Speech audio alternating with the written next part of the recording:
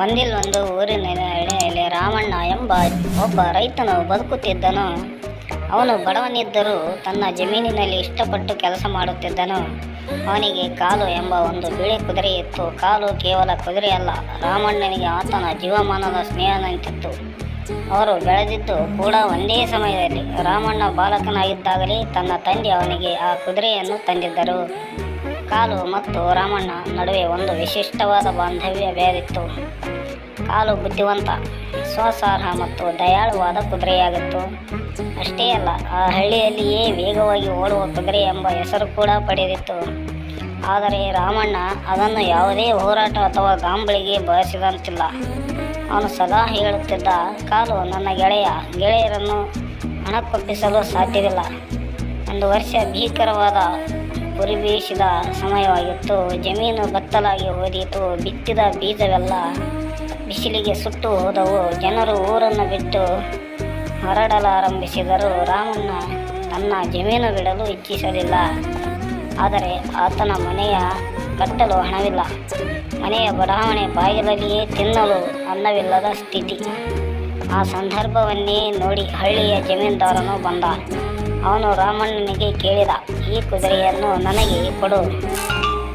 ನಾನು ಅದನ್ನು ಹಾರ್ಸ್ ರೇಸಿಂಗ್ಗೆ ತೆಗೆದುಕೊಂಡು ಹೋಗುತ್ತೇನೆ. ನನಗೆ ಬೇಕಾದಷ್ಟು ಹಣ ಕೊಡುತ್ತೇನೆ. ರಾಮಣ್ಣ ಕತ್ತಿನಲ್ಲಿಯೇ ನೋಡಿಯೇ ತಲೆ ಹಾಯಿಸಿದ. ಈಗ ಹಣಕ್ಕೆ ಮಾರಲು ತಯಾರಿಲ್ಲ. ಇವನು ನನ್ನ ಬಂಧು. ನನ್ನ ಬದುಕಿನ ಸಂಕಷ್ಟಗಳಲ್ಲೆಲ್ಲ ನನ್ನೊಂದಿಗೆ ಇದ್ದವನು. ಹೆಚ್ಚು ದಿನ ತಾಳಲಾಗದೆ ರಾಮಣ್ಣ ಒಂದು ದಿನ ನಿರ್ಧಾರವನ್ನೇ ತೆಗೆದುಕೊಂಡ. ಅವನು ಕಾಲುವನ್ನು ತೆಗೆದುಕೊಂಡು ಹಳ್ಳಿಯ ಹತ್ತಿರದ ಅರಣ್ಯದೊಳಗೆ ಕೊಂಡೊಯ್ದ.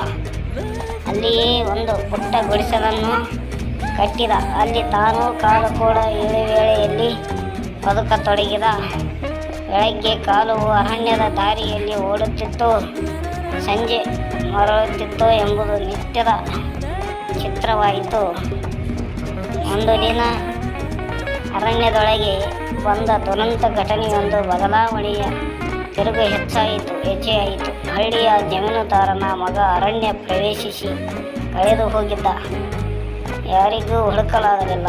ಆಗ ಹಳ್ಳಿಯವರು ರಾಮಣ್ಣನ ಬಳಿ ಬಂದರು. ಅವನು ಕೂಡಲೇ ಕಾಲುವನ್ನು ಆರಿಸಿಕೊಂಡು ಅರಣ್ಯದ ಒಳಗಿನ ದಾರಿಯಲ್ಲಿ ಹುಡುಕತೊಡಗಿದ.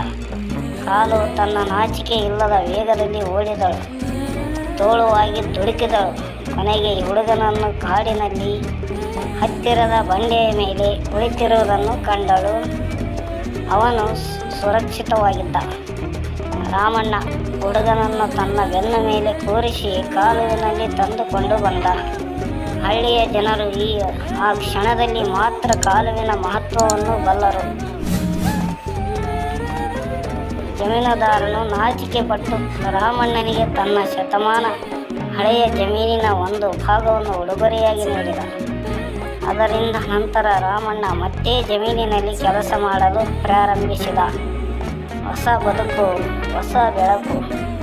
ಕಾಲು ಹಳೆಯದಾಗುತ್ತಿದ್ದರೂ ಅವಳ ಉತ್ಸಾಹ ಮಾತ್ರ ಹಿಗ್ಗುತ್ತಿದ್ದಂತೆ ಇಡೀ ಹಳ್ಳಿ ಈಗ ಅವಳ ಹೆಸರನ್ನು ಗೌರವದಿಂದ ಉಚ್ಚರಿಸುತ್ತಿತ್ತು. ಈ ಕಥೆಯ ಓದುವಿಕೆಯಿಂದ ನಮಗೆ ತಿಳಿಯುವುದು ಏನೆಂದರೆ, ನಿಷ್ಠೆ, ವಿಶ್ವಾಸ, ಸ್ನೇಹ ಹಾಗೂ ಧೈರ್ಯ ಎಂದೆಂದಿಗೂ ಜೀವಂತವಾಗಿರುತ್ತವೆ. ಸಮಯ ಬದಲಾದರೂ ಮೌಲ್ಯಗಳು ಬದಲಾಗಲಾರದು. ಪ್ರೀತಿಯಿಂದ ನಡೆದರೆ ಪ್ರಪಂಚವೇ ನಮ್ಮ ಕಡೆ ಬದಲಾಗುತ್ತದೆ. ನಮಸ್ಕಾರ.